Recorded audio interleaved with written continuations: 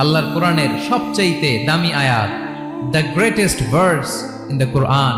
উবাই ibn Kaab রাদিয়াল্লাহু তাআলা আনহুকে বিষ্ণু সাল্লাল্লাহু আলাইহি ওয়াসাল্লাম জিজ্ঞেস করলেন, উবাই বলো তো কোরআনের কোন আয়াতটা সবচেয়ে সেরা? উবাই জানেন, তারপরে বললেন আল্লাহু ওয়া রাসূলুহু আ'লাম, আল্লাহ রাসূল ভালো জানেন। দেখেন কত বিনয়ী ছিলেন সাহাবারা, জেনেও উত্তর দিতে চাইতেন না, ভাবতেন না জানি বিষ্ণুনবী নতুন কিছু আমাদেরকে জানায়। বিষ্ণুনবী আবার বললেন, তুমি কি জানো কোরআনের সবচেয়ে শ্রেষ্ঠ আয়াত কোনটা?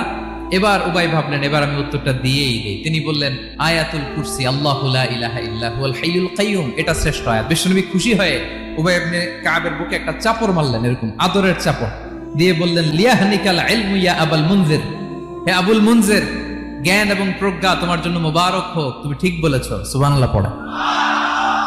তাহলে এই প্রথম ইনফরমেশনটা আজকে জানলাম, কোরআনের সর্বশ্রেষ্ঠ আয়াতের নাম ৬,২৩৬টা আয়াতের মধ্যে থেকে সবচাইতে দামি আয়াত এটা।